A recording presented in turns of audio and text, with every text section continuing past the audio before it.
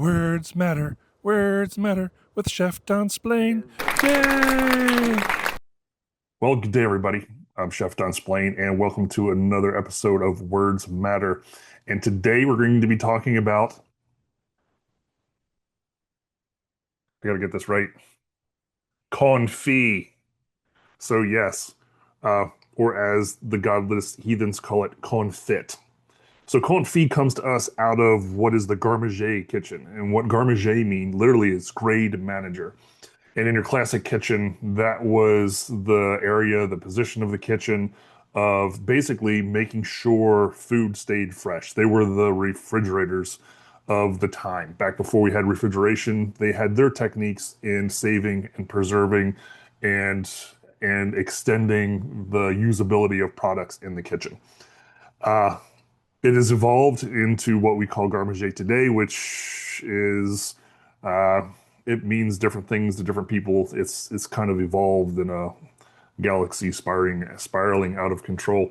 But typically, these were the people. And remember, we talked about bone broth, and we talked about making it into a gel.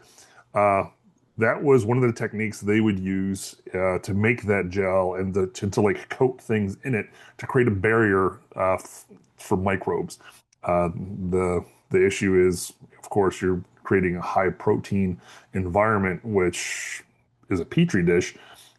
So it can have negative effects. But back to the word confit. It has a definition. And it drives me crazy when I look at menus and I'll see, somewhere written on there, tomato confit or some other vegetable confit. And technically, by definition, it's a preservation method where the fat of what is being preserved is used in its preservation. And the most common is duck confit. And I will tell you, we had the founders open, we made duck confit. I originally bought a tub of duck fat to start the process. But after the first rendering, I continuously had enough duck fat that I never needed to buy any more duck fat. And it would get to the point where we had so much duck fat, I would make French fries in duck fat, which is absolutely sublime. But so typically, what would happen is you would slowly poach, you would braise.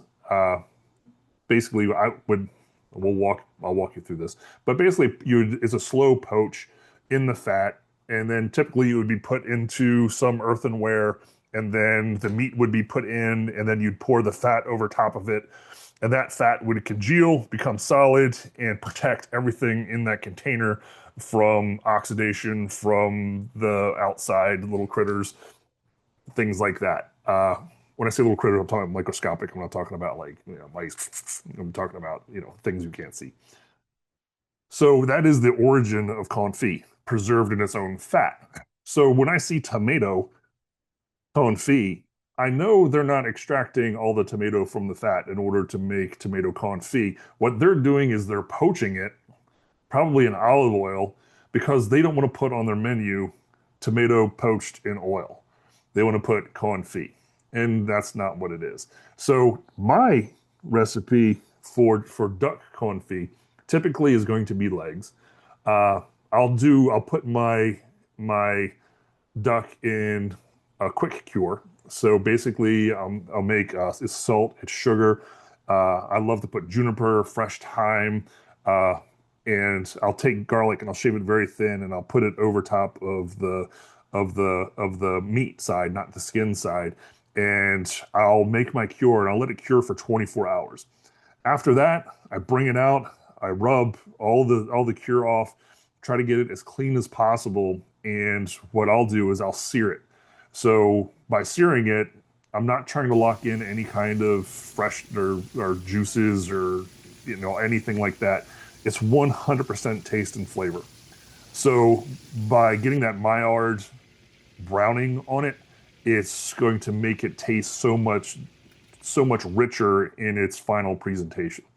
So after you sear off both sides, you get a good amount of color on your duck, and then it's a matter of adding the fat. Now, if you're in a large restaurant, uh, or in basically it can just be any restaurant, but what happens is you're still dealing with moisture, and you don't want to boil it. You want to poach it, and so. Uh, what you want to make sure is that you whatever you're going to be poaching it in, I will often put a rack on the bottom just to keep the product out of whatever might sink. And what I mean by might sink is you have to understand, with water and fat, your water sinks.